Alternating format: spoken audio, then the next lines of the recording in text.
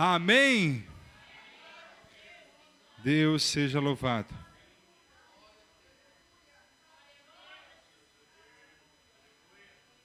Estamos aí no mês do nosso Terceira Viva. Daqui praticamente 2 semanas, o pastor Roberto Sacramento estará conosco. E sabemos o quanto Deus usa a sua vida. E nós queremos, receber aquilo que Deus tem reservado para cada um de nós. Mas precisamos nos atentar a algumas coisas. Nós precisamos nos preparar para recebermos tudo aquilo que Deus já tem reservado para esse Terceiro Aviva, através da vida do pastor Sacramento, através da vida do nosso louvor, através da vida das pessoas que estarão aqui orando, dando abertura. O culto não é só o pastor Sacramento, o culto é tudo aquilo que envolve. E desde o começo até o final, Deus fala, Deus toca em nossos corações. Então precisamos nos atentar a algumas coisas. E eu venho orando já há algumas semanas, pedindo a Deus uma palavra para o dia de hoje. E quando lá atrás, já há quase um mês orando e pedindo ao Senhor, Deus, que palavra eu posso ministrar para a sua igreja, para que possamos nos preparar para recebermos o que o Senhor tem para nós no Aviva. E veio um tema na minha mente, a história de um primeiro amor, de volta à essência.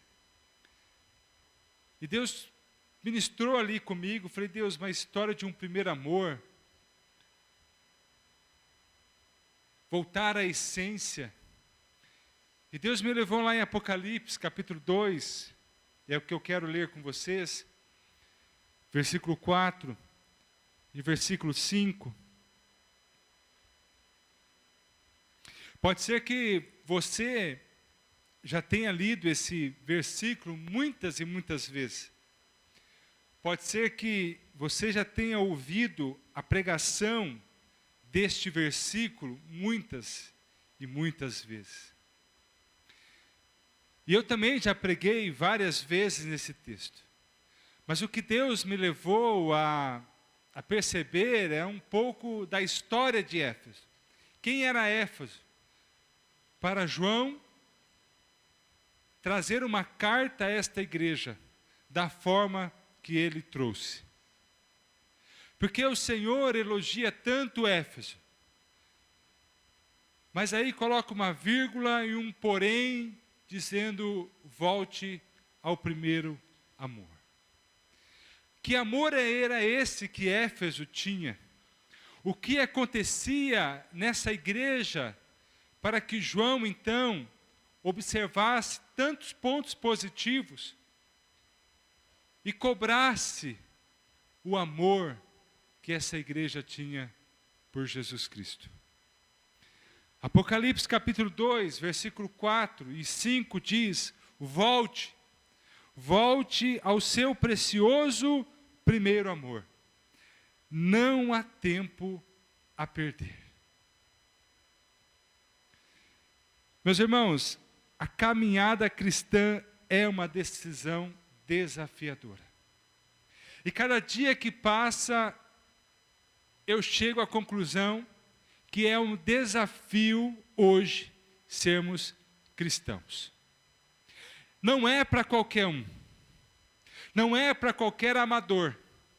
Ser cristão hoje exige coragem, exige perseverança, exige de fato uma dedicação. Quando nós olhamos ao nosso redor, quando nós olhamos histórias de igrejas contemporâneas, ou seja, igrejas que estão surgindo por aí, igrejas cujos pastores são pastores de mídia, e vamos observar a palavra, já não é mais uma palavra genuína. Já não é mais o evangelho do qual nós nos convertemos. Já não é mais uma palavra rema, uma palavra de fato genuína, uma palavra que vem do trono de Deus. Já não é mais uma palavra que Cristo é o centro, mas o homem é o centro. Então, nesse contexto, ser cristão é um desafio muito grande. E como seres humanos, somos passíveis a desanimar com nossos próprios erros e nos decepcionar, muitas vezes, com as falhas dos outros. Esse desânimo, para nosso espanto, está cada vez mais frequente. Considerando os tempos difíceis pelos quais estamos passando, tem crescido a tendência a desanimar, ainda crendo pela sensação de não ter forças para permanecer seguindo para o alvo com o mesmo fervor. As pessoas desistem fácil. As pessoas já não têm mais o fervor de orar, de buscar a palavra, de ter um momento com o Senhor. E isso então tem levado a um esfriamento, a um amor falso, a um amor que não suporta, a um amor que a pessoa coloca na balança se vale a pena ou não servir a Deus. E o que temos visto são pessoas se afastando de Deus, ainda que tentando servi-lo, precisando de um renovo, de um resgate da sede com a qual iniciou a caminhada com Jesus. O pastor Luciano Subirá, em um artigo que ele fala sobre o capítulo 2 de Apocalipse, ele cita uma frase que é muito verdadeira e muito contemporânea. Falhamos por não alimentarmos o fogo e por permitirmos que outras coisas o apaguem. E essa é uma verdade. Nós falhamos porque nós não alimentamos a nossa vida espiritual. E pioramos quando nós apagamos aquilo que resta. Apagamos deixando de vir aos cultos. Apagamos deixando de orar, deixando de ler a Bíblia, deixando de santificar, deixando de fato de visitar o quarto secreto e buscar a intimidade com o Senhor. E isto é perigoso. Isto nós temos que rever. Se queremos o avivamento, o Senhor não virá para um coração distante dele. O Senhor não virá para alguém que não se importa com ele. O Senhor não virá visitar uma igreja que já não se importa se está com o coração amando ou não. Ele virá para uma igreja que ainda o ama, que ainda o serve de todo o coração. Avivamento não é para amador. Avivamento é para crentes que de fato têm ou dão valor a Cristo, dão valor à presença dele. E Éfeso era a cidade mais importante da província romana da Ásia. Foi situada perto do mar Egeu. E por causa dessa localização geográfica, existiam duas estradas importantes que cruzavam em Éfeso. Uma seguindo para a costa e outra continuando para o interior, passando então por Laodiceia. Assim, Éfeso teve uma localização importante de contato entre os dois lados do Império Romano, ou seja, a Europa e também a Ásia. Os historiadores geralmente calculam a população da cidade de Éfeso no primeiro século entre 250 mil a 500 habitantes. Uma cidade pujante, uma cidade que todo mundo olhava para ela. Uma cidade que tinha recursos e que também dava oportunidade para aqueles que queriam investir, para aqueles que queriam lucrar. Éfeso era conhecido também como foco de um espírito de uma deusa da fertilidade, ou também da Artemis ou Diana.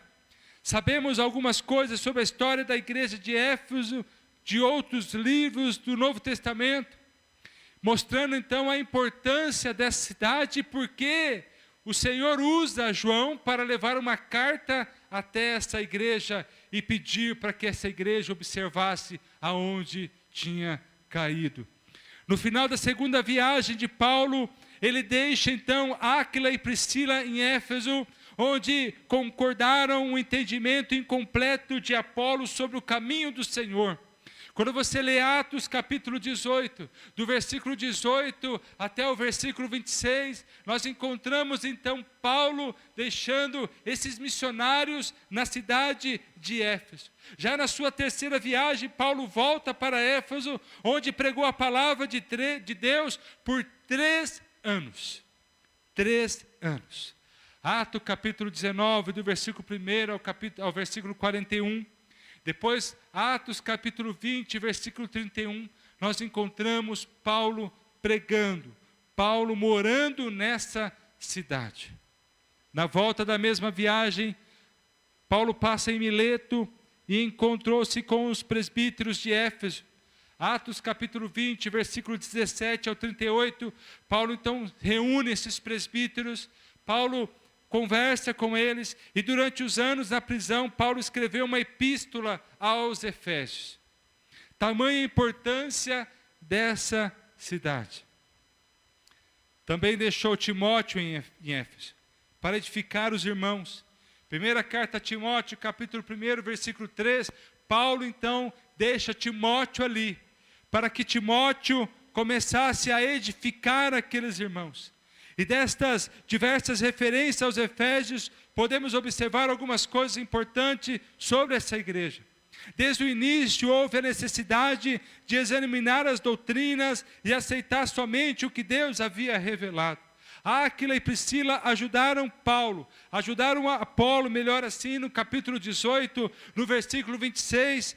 Paulo então avisou os presbíteros do perigo de falsos mestres, entre outros. Quando você lê Atos capítulo 20, no versículo 29 ao 31, Paulo então enfatiza isso: tome cuidado com os falsos mestres, tome cuidado com aquilo que tem sido pregado por aí, que tem massageado o seu ego, mas no final é morte. Tome cuidado. Desde o tempo de Paulo já existiam esses falsos profetas, já existiam esses pastores e pastoras que ministravam a palavra de uma forma para massagear o ego do outro. Então Paulo então alerta: tome cuidado. Orienta Timóteo a admoestar os irmãos e não ensinarem outra doutrina. 1 Timóteo, capítulo 1, versículo 3 ao 7, Paulo então orienta: olha, não pregue outra doutrina a não ser essa que eu ensinei todos vocês. A carta de Paulo aos Efésios destacou a importância do amor. Capítulo 5, versículo 2, Paulo destaca o amor, um tema frisado, que então João recorda nesta carta dizendo: olha, volte para o primeiro amor. Então, entende-se que de fato essa igreja era uma igreja que tinha um amor muito grande pelo Senhor. Uma igreja que tinha um amor pela obra de Deus. Um amor também que alcançava o próximo. Não era um amor somente para Deus, mas era um amor também pelo próximo. Mas, por um motivo ou outro, essa igreja, então, deixa o amor de lado e começa a viver no automático, uma igreja pujante, uma igreja rica, uma igreja que não dependia de outras igrejas para fazer a sua obra. Uma igreja que perseverava, uma igreja que tinha uma doutrina, uma igreja que de fato buscava Deus, porém o amor já não existia mais nela. A carta de Paulo, então, em Efésios, enfatiza isso, esse amor. Tal era a cidade de Éfeso. Talvez isso explique porque a cidade tenha sido a que Paulo investiu mais de seu tempo, 3 anos. Em nenhuma outra cidade Paulo fica todo esse tempo. Ele ficou 3 anos ininterruptos. Ele saía para suas viagens, mas o local onde morava era a cidade de Éfeso. Então Paulo deixa Timóteo em seu lugar. Mais tarde, então, João Batista assume essa igreja como pastor titular, dando sequência ao trabalho que havia sido começado pela vida de Paulo. Éfeso representa a igreja apostólica.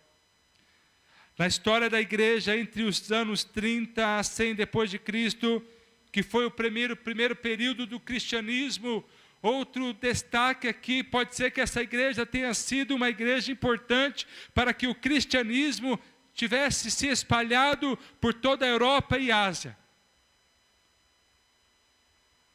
Correspondente à época dos apóstolos, se dedicava à doutrina de Cristo. Um cristianismo puro, fervoroso, cheio de amor, porém esfriou com o passar do tempo. Meus irmãos, isso tem muito a ver com a gente. Isso tem muito a ver com a sua vida e também com a minha vida. O nosso amor não é mais o mesmo. A nossa dedicação não é mais a mesma. Você pode aí puxar no seu arquivo, na sua memória, de quando você se converteu, de quando você entregou a vida a Cristo, de quando você começou a caminhar como um cristão. O amor não é mais o mesmo, a dedicação não é mais a mesma, a prioridade já não é mais a mesma. E isso aconteceu com Éfeso. A cidade de Éfeso se tornou o centro da fé cristã. A igreja de Éfeso era dedicada, perseverante, mas abandonou o primeiro amor. E o primeiro amor aqui, nesse caso, que é sempre pregado como aquele início de fé, geralmente os pregadores remetem a este tal primeiro amor, ao primeiro amor onde eram tanto quanto neófitos, ou seja, novo na fé, onde jejuávamos, orávamos, evangelizávamos e fazíamos muito mais coisas. Ou seja, tinha mais obras. Porém, aqui é interessante notar que os cristãos de Éfeso tinham muitas obras. Eles estavam suportando a perseguição, estavam suportando as mais diversas aflições por conta de sua crença. Submetiam-se no jejum, na oração, pregavam e, se duvidar, iam até o mártir. Ou seja, morreriam por Cristo, por aquilo que eles acreditavam.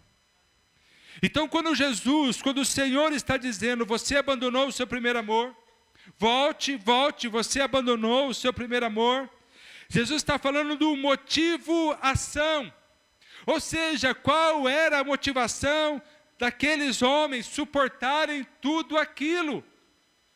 Qual era o motivo? Antes ou anteriormente o motivo, a ação, era o amor, mas agora eles deixaram este primeiro amor. E voltando um pouquinho, Jesus é aquele que conhecia as obras daquela igreja. Conheço as tuas obras. Ele fala isso, eu conheço, eu tenho visto, eu sei de todas as suas obras, sei que vocês estão sendo zelosos, perseverantes. Mas Jesus também sabia exatamente aquilo que os motivava a serem tudo isso, não era mais o amor, e sim uma religiosidade. E lembre-se que eles estavam emergidos em um contexto extremamente pagão, supersticiosos, e o Senhor então condena isso. Olha, não é mais o amor que motiva vocês, vocês estão no automático, é a religião, vocês são religiosos, vocês vão à igreja, vocês fazem a obra, vocês ajudam o próximo, mas não existe mais amor. E Paulo diz em sua carta aos Coríntios que podemos fazer qualquer coisa, coisas ordinárias, extraordinárias, mas se não tivermos o amor, nada disso vai servir. Você pode cantar, e cantar muito bem, você pode ter técnica, até para pregar, mas se você não tiver amor, nada disso vai servir, é pura religiosidade. É pura religiosidade. E o Senhor não tem chamado religiosos. O Senhor tem chamado homens e mulheres quebrantados o coração, para que Ele possa vir e habitar, encher do seu Espírito. O cristianismo sem amor é mera religião qualquer,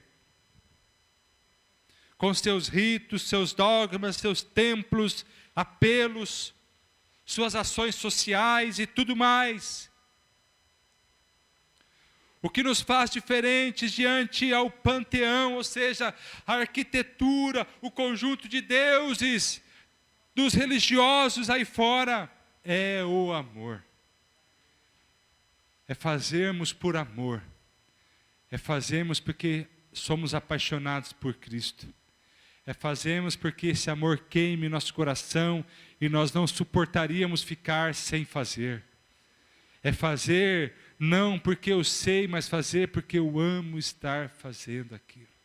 Eu amo estar cantando, eu amo estar pregando, eu amo vir à igreja, eu amo ajudar, eu amo fazer oração, eu amo evangelizar. É porque eu amo, não porque eu preciso fazer, porque eu sou um religioso. Não, o Senhor não nos chamou para esta religiosidade. Ele tem nos chamado para servirmos com amor, para fazermos por amor, porque quando Ele foi para a cruz, Ele não foi porque Ele era um religioso, Ele foi porque Ele amou o mundo de tal maneira que entregou o seu Filho por amor a você e a mim. Então nós precisamos parar de fazer no automático, de fazer porque é bonito, de fazer porque eu preciso me aparecer. Não, o Senhor não quer isso.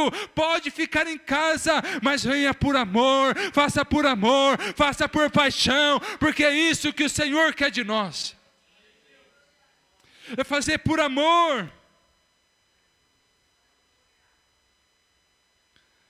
Deus quer servos e servas dedicados.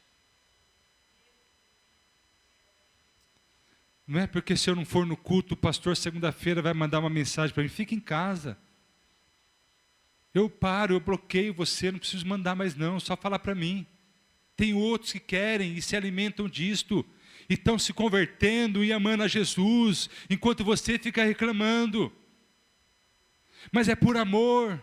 É porque eu preciso, é porque Ele morreu na cruz por mim, é porque Ele me salvou, é porque Ele tem uma obra na minha vida, é porque Ele cuida de mim, Ele zela por mim, Ele abre as portas para mim, é porque Ele é o nosso Deus, é a Ele eu entreguei a minha vida, então eu preciso amá-lo.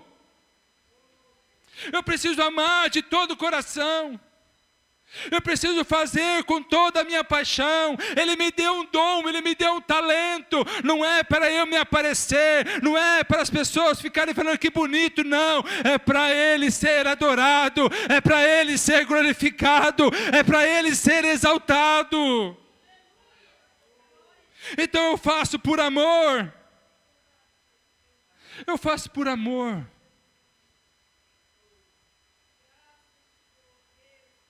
Jesus falou da importância da perseverança diante das perseguições. Você lê Mateus capítulo 10, versículo 22. Lê Romanos capítulo 5, versículo 3, quando o Senhor fala. Tiago capítulo 1, versículo 12. Ele sempre fala em perseverarmos. Perseverarmos no quê? No amor. Ele sabia, lá em Mateus, diz isto, que o amor de muitos esfriariam. Eu não quero que o meu amor esfrie, eu quero que o meu amor se aqueça a cada dia. E eu vou fazer por onde? Eu vou alimentar, colocar fogo no meu coração, para que eu possa amá-lo por toda a minha vida, até que Ele venha me buscar. Agora as pessoas se conformam. Nós não podemos nos conformar. E tem vários versículos, Mateus, como eu disse, 10, 22, Romanos 5, 3, Tiago 1, 12. Perseverar, insistir. Não importa se está sendo perseguido, não importa se está passando bem ou passando mal, mas servir ao Senhor com todo amor. Devemos perseverar na oração. Atos capítulo 1, versículo 4, Colossenses capítulo 4, versículo 2, 1 Timóteo capítulo 5, versículo 5, perseverarmos na doutrina, Atos capítulo 2, versículo 42, Primeira carta aos Coríntios, capítulo 5, versículo 1, perseverarmos na doutrina dos apóstolos, nas boas obras. Nas boas obras.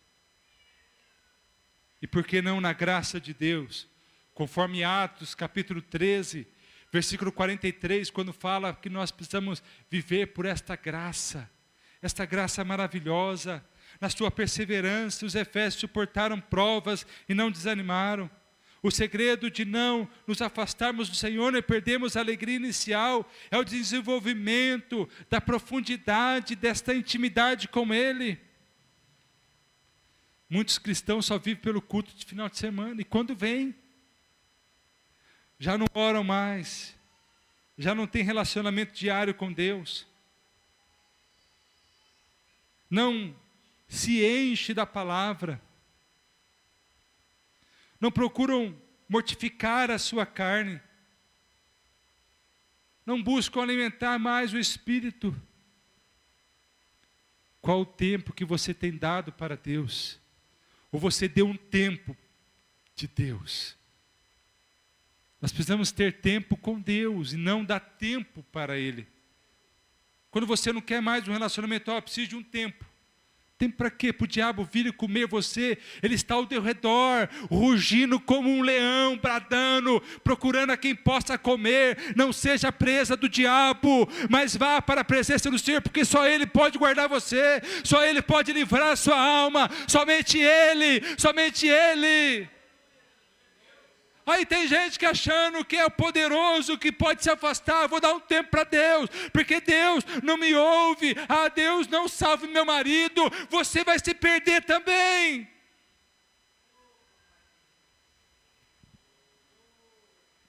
Toma cuidado. Queremos avivamento, mas precisamos nos dedicar a Ele. Avivamento não vem de graça, custa um preço. Você está disposto a pagar esse preço? Está disposto a amar a Deus? Para que então o avivamento venha sobre a sua vida? Então comece a investir tempo para Deus. Comece a orar, comece a buscar o Senhor. Comece a dedicar a Ele.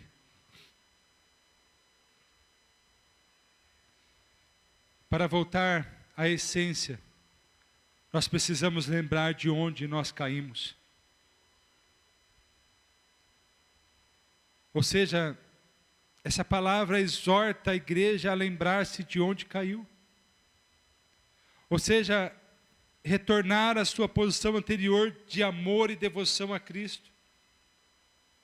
Quando a sua conexão com Ele era forte e profunda. Esse versículo é um lembrete para que a igreja reconheça a sua queda e volte ao caminho certo. Reavivando a sua fé e compromisso com Deus. É uma exortação para que se arrependam de seus pecados e volte ao seu amor, volte o seu amor para Cristo. Da mesma forma, esta exortação pode ser aplicada em nossas vidas pessoais.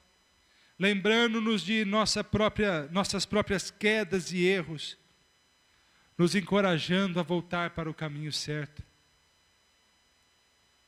É uma chamada para que nos lembremos de quem somos e de onde viemos. É para que, através da graça de Deus, possamos nos reerguer e seguir em frente. Tem muita gente que precisa voltar à essência, a sentir e perceber Jesus em sua vida novamente. Nós não podemos deixar o amor esfriar.